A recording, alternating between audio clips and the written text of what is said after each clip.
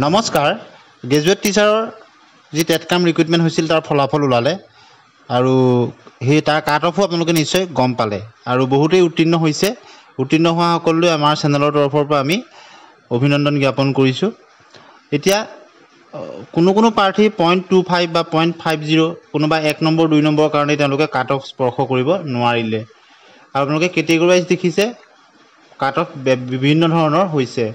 আৰু হিন্দী টিচাৰৰ ক্ষেত্ৰত এতিয়ালৈকে ৰিজাল্ট বা তেনেকুৱা ধৰণৰ কাট অফটো প্ৰকাশ পোৱা নাই যেহেতু হিন্দী টিচাৰৰ কথাটো আপোনালোকে জানে যে যেহেতু আদালতৰ গোচৰ এটা চলি আছে গতিকে পৰৱৰ্তী সময়ত নিশ্চয় ডিএছচিয়ে এই ক্ষেত্ৰত হিন্দী টিচাৰৰ ফলাফল বা কাট অফ নিশ্চয় প্ৰকাশ কৰিব বুলি আমি আশা কৰিব পাৰোঁ আৰু বহুতেই সুধি আছিলে যে ছেকেণ্ড মেৰিট লিষ্ট ওলাব নেকি কিন্তু ছেকেণ্ড মেৰিট লিষ্টৰ ক্ষেত্ৰত ডিএছচিৰ ফালৰ পৰা কোনো অফিচিয়েল নটিফিকেশ্যন প্ৰকাশ কৰা হোৱা নাই আৰু দ্বিতীয়তে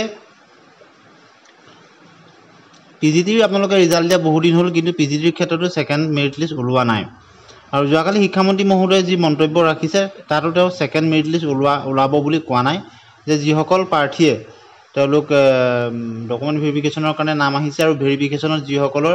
সম্পূৰ্ণ শুদ্ধ তথ্য পাব বা ভেৰিফিকেশ্যনত যিসকলৰ অ'কে হ'ব তেওঁলোকৰ কোনো অসুবিধা নাথাকিব তেওঁলোকে নিশ্চয় নিযুক্তি পাব এনেধৰণৰ মন্তব্য কৰিছে অৰ্থাৎ যিসকলৰ ভেৰিফিকেশ্যনতো তেওঁলোক উত্তীৰ্ণ হ'ব অৰ্থাৎ সকলো ডকুমেণ্ট তেওঁলোকৰ ঠিকে থাকে পাব তেওঁলোকক নিযুক্তি প্ৰদান কৰিব অসম চৰকাৰে গতিকে দ্বিতীয় মেধা তালিকাৰ কথাটো এতিয়ালৈকে অহা নাই কিয়নো ডিএছচিৰ ফালৰ পৰা নটিফিকেশ্যন প্ৰকাশ কৰা নাই আৰু এই সম্পৰ্কত অফিচিয়েল জাননী প্ৰকাশ কৰিলে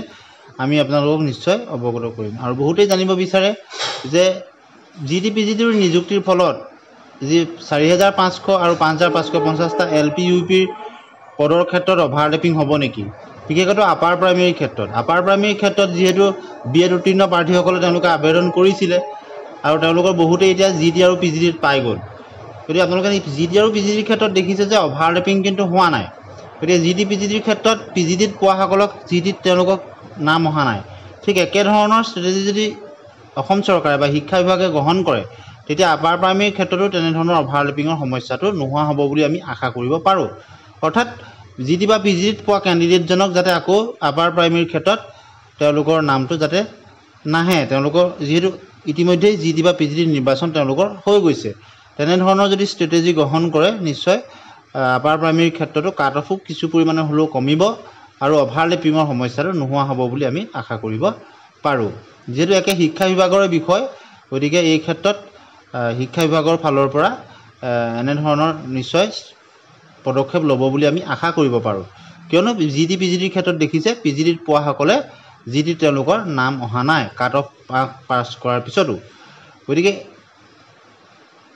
দ্বিতীয় মেধা তালিকাৰ কথাটো এতিয়ালৈকে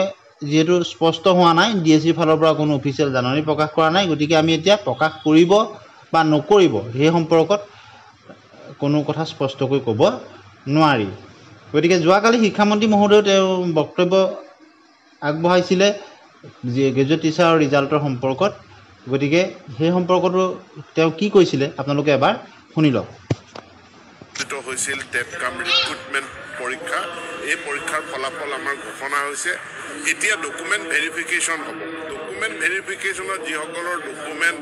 সঠিক পোৱা যাব তেওঁলোকে এপইণ্টমেণ্ট লেটাৰ লাভ কৰিব আৰু ফলাফল আজি ঘোষণা হৈছে গতিকে আমাৰ বিভিন্ন বিষয়ত আমাৰ হাইস্কুলসমূহত যি গ্ৰেজুৱেট টিচাৰ লাগে তাৰ কাৰণে পৰীক্ষা অনুষ্ঠিত হৈছিল টেট কাম ৰিক্ৰুটমেণ্ট পৰীক্ষা এই হৈছিল টেট কাম ৰিক্ৰুটমেণ্ট পৰীক্ষা এই পৰীক্ষাৰ ফলাফল আমাৰ ঘোষণা হৈছে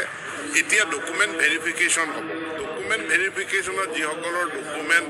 সঠিক পোৱা যাব তেওঁলোকে এপইণ্টমেণ্ট লেটাৰ লাভ কৰিব আৰু ফলাফল আজি ঘোষণা হৈছে গতিকে আমাৰ বিভিন্ন বিষয়ত আমাৰ হাইস্কুলসমূহত যি গ্ৰেজুৱেট টিচাৰ লাগে তাৰ কাৰণে পৰীক্ষা অনুষ্ঠিত হৈছিল টেট